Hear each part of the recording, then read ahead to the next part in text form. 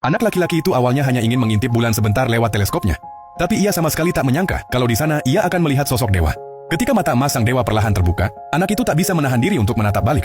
Dan saat pandangan mereka bertemu, mata anak itu langsung menyala, memancarkan cahaya keemasan yang menyilaukan. Setelah kejadian itu ia kehilangan penglihatannya. Ia mencoba menceritakan kepada orang-orang apa yang ia lihat, tapi tak ada satupun yang mempercayainya. Semua menganggap ia sudah gila.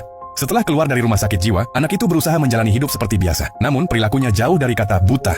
Saat ada seorang gadis mencoba menolongnya menyeberang jalan, justru ia yang menuntun gadis itu sampai seberang. Bahkan ketika bola basket terbang ke arahnya, ia bisa menghindar dengan mudah. Karena hal itu, orang-orang di sekitarnya mulai memandangnya aneh. Ia jadi bahan gosip di lingkungan tempat tinggalnya. Sejak kecil, anak itu memang sudah yatim piatu dan kini tinggal bersama bibinya. Suatu hari karena ingin kembali bersekolah, pihak rumah sakit jiwa mengirimkan seorang dokter untuk memantau kondisinya. Awalnya, anak itu sudah terbiasa dengan sesi tanya jawab seperti ini. Sampai akhirnya dokter itu bertanya sesuatu yang aneh. Apakah kau percaya kalau di dunia ini ada makhluk-makhluk mitos? Anak itu tak lagi berusaha membuktikan bahwa dirinya waras. Ia hanya menjawab tenang, tidak, aku tidak percaya.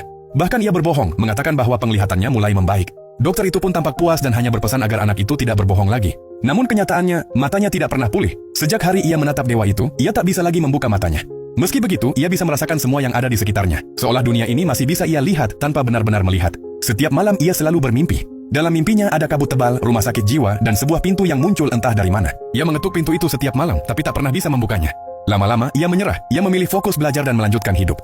Namun, pada suatu sore sepulang sekolah, ia mencium aroma aneh di udara. Lalu sosok misterius muncul dari kegelapan, mendekat perlahan hingga berdiri tepat di depannya. Suasana jadi kacau.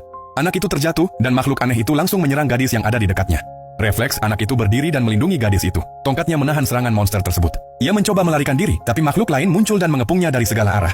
Ketakutan menguasainya. Ia hanya bisa melawan sebisanya. Di tengah perkelahian, kain hitam yang menutupi matanya tersibak, dan matanya kembali bersinar emas menyilaukan. Tiba-tiba, rumah sakit dalam mimpinya muncul lagi. Monster itu menggigit bahunya, darah mengalir, dan semakin banyak makhluk datang menyerbu. Di saat bersamaan di dalam mimpinya, ia terus mengetuk pintu itu. Semakin cepat, semakin keras, sampai akhirnya sebuah retakan kecil muncul di pintu itu. Dalam dunia nyata, tubuhnya melayang ke udara, dan dari dirinya terpancar kekuatan luar biasa yang menekan semua monster di sekitarnya. Dan sejak hari itu, anak itu terpilih menjadi wadah baru bagi sang dewa.